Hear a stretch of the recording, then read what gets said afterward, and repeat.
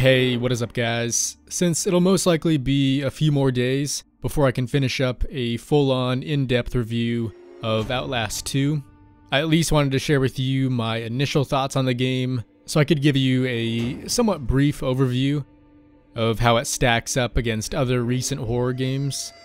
Just keep in mind that a lot of these thoughts could be subject to change since I have yet to actually finish the game. But as of now, I can honestly say that I've thoroughly enjoyed what I've played thus far.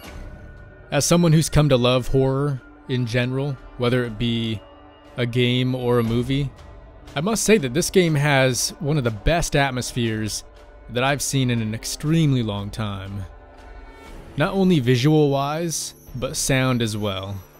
The overall mood feels like a carefully crafted yet faster-paced mix of the original Blair Witch Project and 2015's The Witch. Oh, fuck me! Fuck! Even just upon starting the game, I was greeted with an eerily creepy soundtrack that I would later learn fit perfectly with just about every scenario I ran into.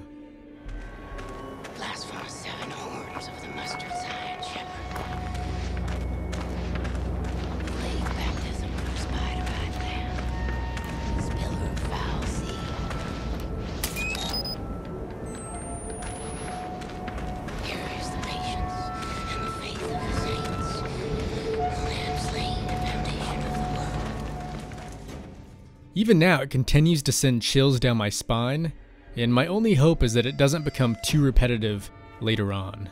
Especially since at this point, the score seems to be one of the scariest parts about this game, and it does a fantastic job at setting up the overall mood. Additionally, when you put together the soundtrack and other elements, such as the surprisingly good visuals and creepy characters, it ends up leading to some rather tense moments.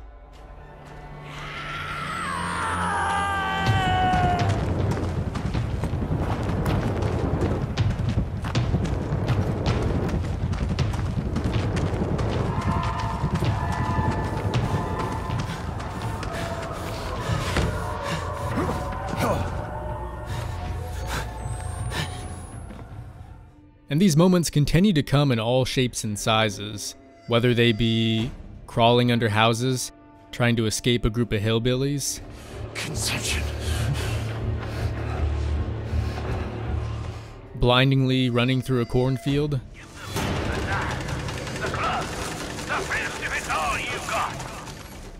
or just stumbling across a new location.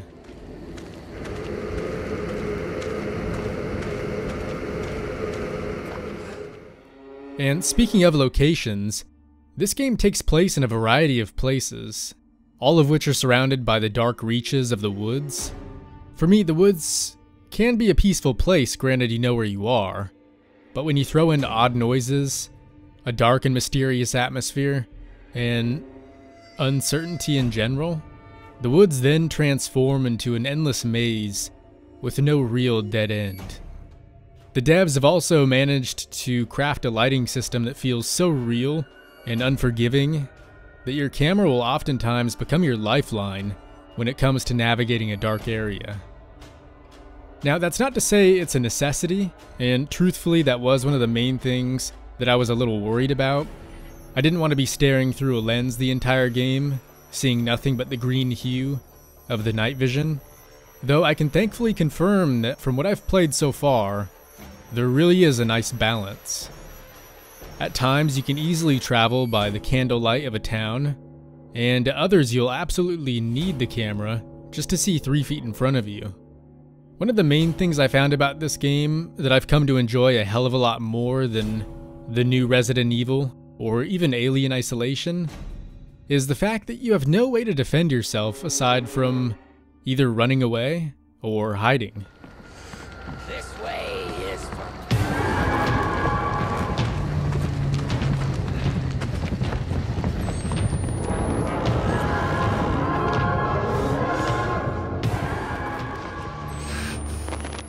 With that being the case, it makes the enemies that much harder and so much more desirable to stay away from.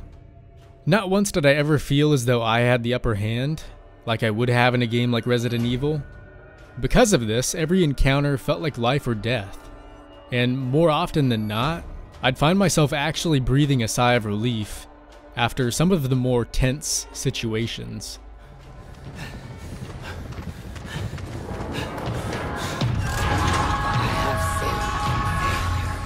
I will be ravenous in my hands. And luckily you do get time for that, but it's just barely enough to the point where I always felt like I had to be on the move and was never truly safe. Furthermore, aside from the camera overlay, there was no intrusive HUD or crafting menu. It's just you, the environment, and your enemies, of course. Story-wise, I can't say much as of now, but long story short, in the most spoiler-free way possible, you and your wife end up traveling as a cameraman and journalist to rural Arizona in search of answers behind the recent death of a pregnant woman who had been murdered. It's still a bit too early to tell how long the story will end up lasting, but after playing a few hours worth, it really does feel like I have a long ways to go before I either escape or uncover the mystery. Plus, there's a ton of lore you can dig into regarding the interesting dynamic between the religious fanatics and the heretics that occupy the area. You rarely run into any allies, but with these two groups in mind, let's just say that sometimes the enemy of your enemy can become your friend.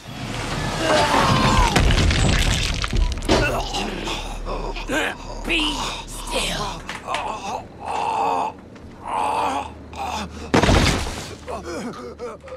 Adding to all that are a plentiful amount of notes that you can collect, either to learn more about what's going on, or just to use to get a better sense of each party's beliefs. I'd recommend taking your time if you want to find all of them, since the game is somewhat linear, and I don't really imagine you'll get the chance to go back to most areas. Though to me that was another aspect in which the game did better than, say, Alien Isolation or Resident Evil 7, because you don't have to continuously trudge through the same areas over and over, causing you to become pretty much desensitized to what made them scary in the first place. As I mentioned earlier, you constantly find yourself in a new creepy area just about every step of the way, some of which even involve interesting flashbacks that better connect you to what's going on while at the same time keeping the gameplay feeling fresh.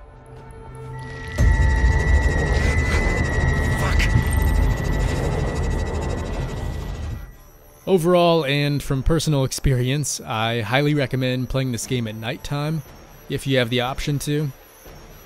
And a quick word of warning, yes, there are jump scares, but never did I feel that they were overdone or extremely predictable.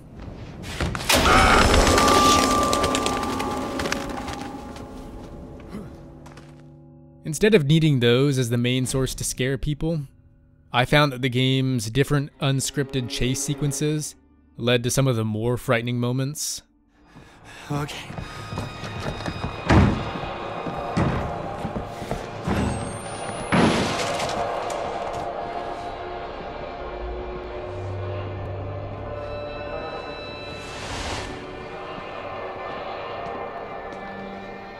Heretics.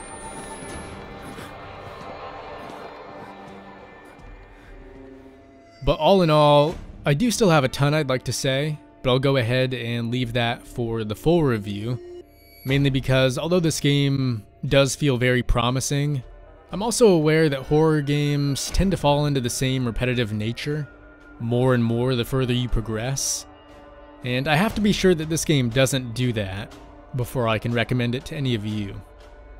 But anyways guys, hopefully you enjoyed this video, and for those of you who were maybe on the fence about picking this game up, hopefully it was able to help you decide whether or not you should buy into the game right now, or maybe wait a little bit longer.